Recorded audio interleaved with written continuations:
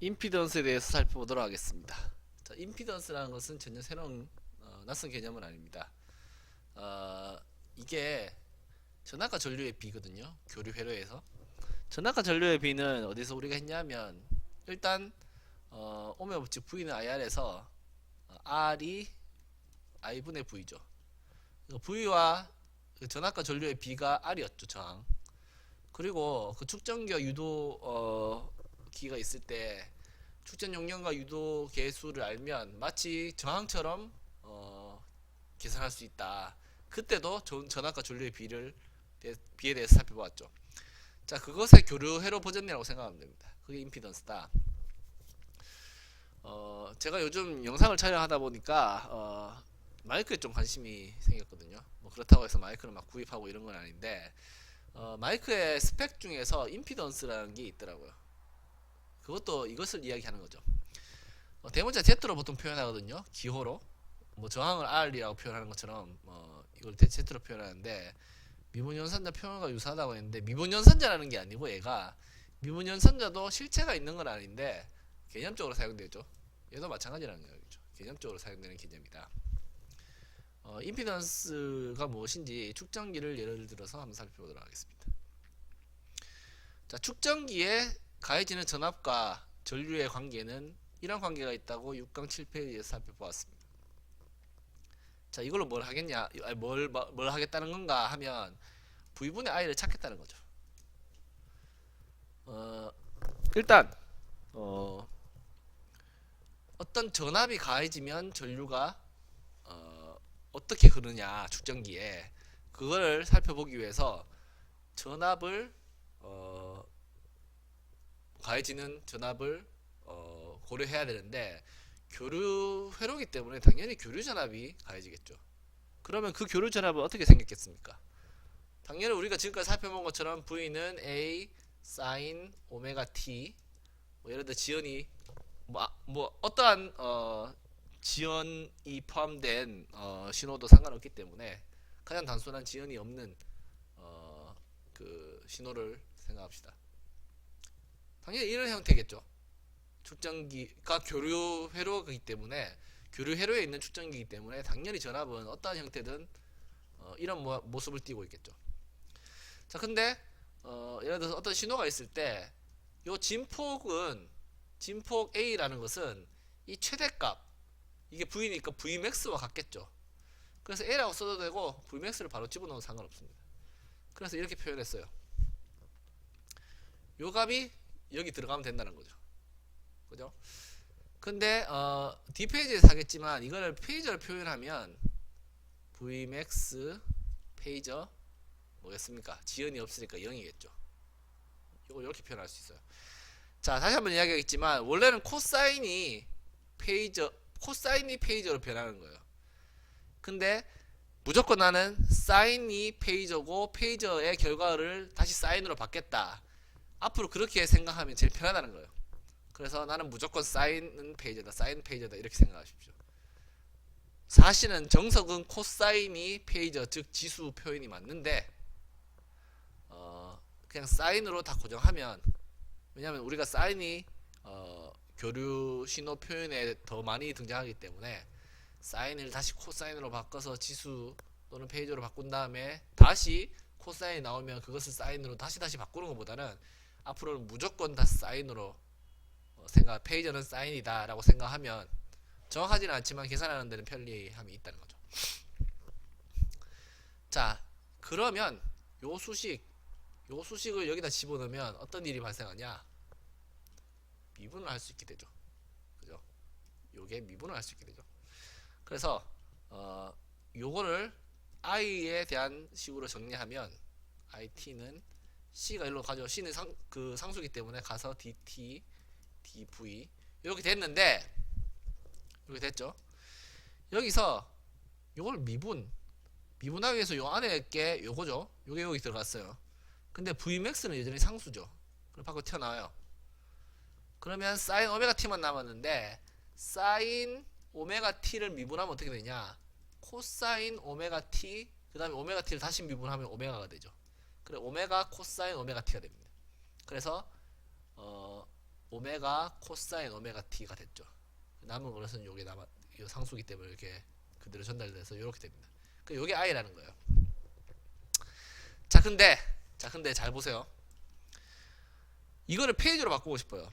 근데 얼추구나 코사인이 있네. 그러면 페이지가 자연스럽잖아 라고 생각할 수 있는데 우리는 진작에 사인으로 고정하기로 했어요. 사인이 페이지다. 그리고 페이지의 결과값이 사인이다.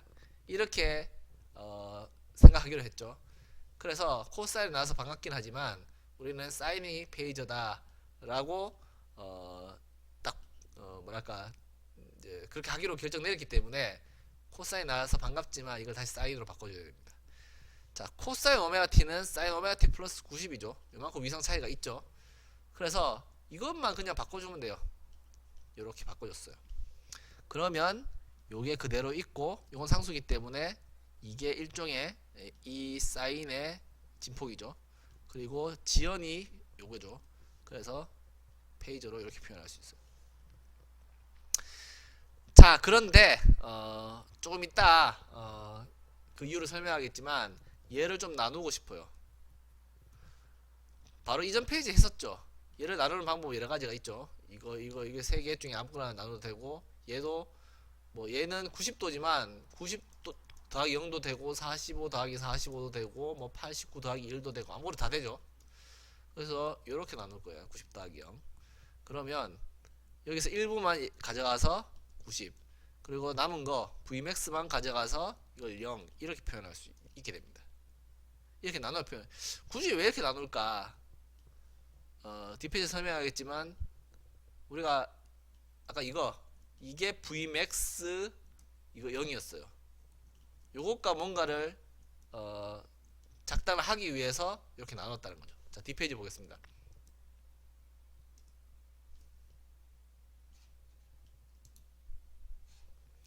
자, 앞에 제가 설명을 했었죠. 그 처음에 교류 전압이 요런 교류 전압이 당연히 들어올 건데 요거는 이렇게 페이지 표현할 수 있다고. 자, 그래서 아까 전에 이렇게 두 개 나눈 거 있잖아요. 두 개 나눈 거. 우리가 지금 뭐 때문에 이걸 하고 있어요? 하고 있는 이걸 구하기 위해서 하고 있죠. 그래서 요 놈이 일단 여기 들어가요.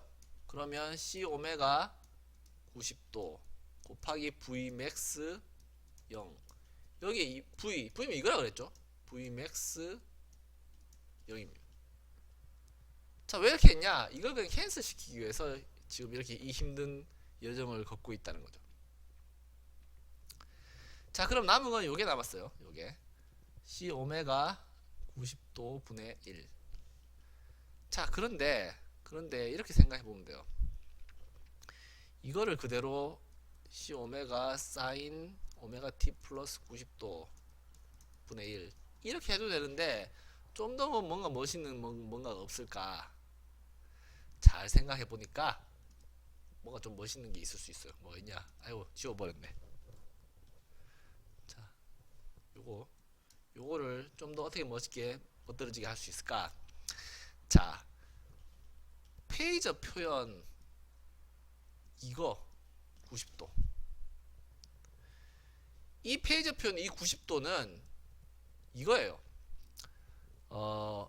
이 I 90도. 이거는 뭐냐 하면 코사인 90도 플러스 I 사인 90도예요.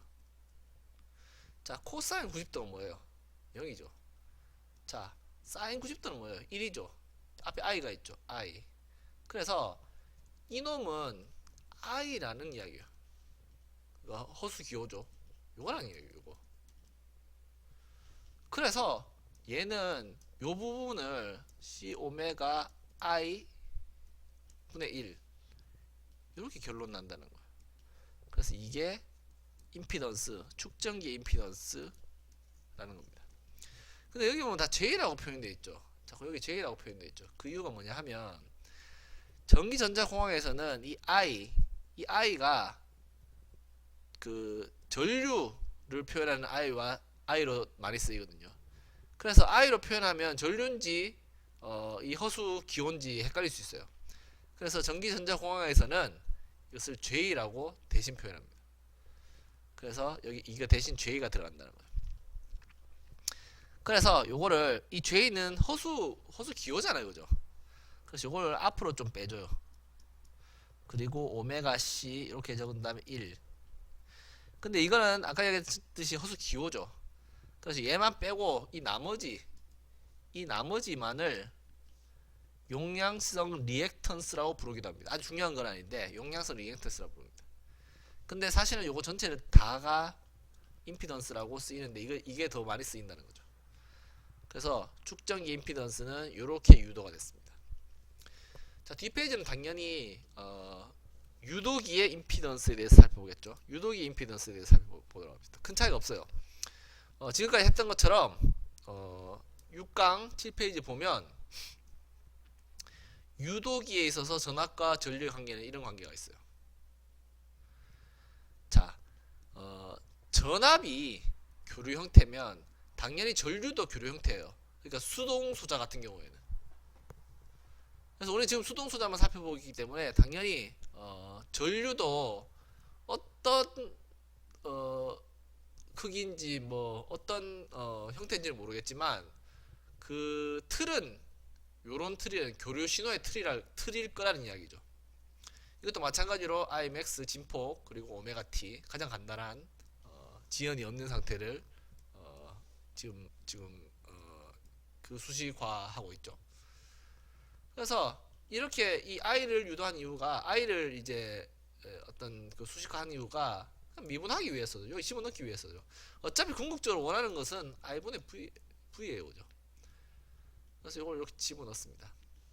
그러면 요 놈은 그대로 있고 L은 상수죠. 그래서 얘만 미분하기 위해서 이걸 이쪽으로 집어넣었죠. 가지고 왔어요. Imax 상수죠. 밖으로 나가요. 그래서 사인 오메가 t는 아까 얘기했던 것처럼 오메가 코사인 오메가 t죠. 그래서 이렇게 결론이 됐죠. 아까와 되게 유사합니다. 그래서 지금은 이걸 구하기 때문에 결국 이거를 요런 형태로 만들면 돼요. 그래서 요 L 오메가 그대로 있고 I 맥스 이쪽으로 두 개 나누고 있죠. 그래서 여기 이거를 코사인을 다시 사인 만들어주면 지연이 플러스 90이 생기잖아요, 그죠? 그래서 플러스 90인데 플러스 90과 0으로 나눴죠. 이렇게 나눴습니다. 자, 그래서 이번에는 아까 전에 요 페이저는 I 또는 J라는 사실을 알았죠. 그래서 이미 여기서부터 그냥 J를 써버렸어요. 근데 남은 건 얘죠. 얘는 뭐냐? 얘는 처음에 요 전류였죠. 그래서 그냥 전류로 내려왔어요. 이렇게 한 이유가 얘만 이 분모로 내려보내면 돼요. 그러면 IL분의 VL은 L 오메가 J가 됐죠. 그래서 J 같은 경우는 기호기 때문에 맨 앞으로 보내서 오메가 L. 요게 유도기의 임피던스라는 거죠. ZL이라고 표현하면 되겠죠. 자, 축전기 임피던스의 그 허수 기호는 분모에 있었어요. 근데 유도기 같은 경우에는 지금 분자에 있죠. 그런 차이점이 있습니다. 그러니까 축전기 유도기가 은근히 좀 대립적인 그런 성질이 있습니다. 여기서도 마찬가지로 얘 제외하고 얘만 오메가 L만 유도성 리액턴스라고 부르기도 한다는 거죠. 근데 중요한 건 아니고 우리 입장에서는 유도기 임피던스는 J 오메가 L이다. 이 사실이 좀 중요한 개념이죠.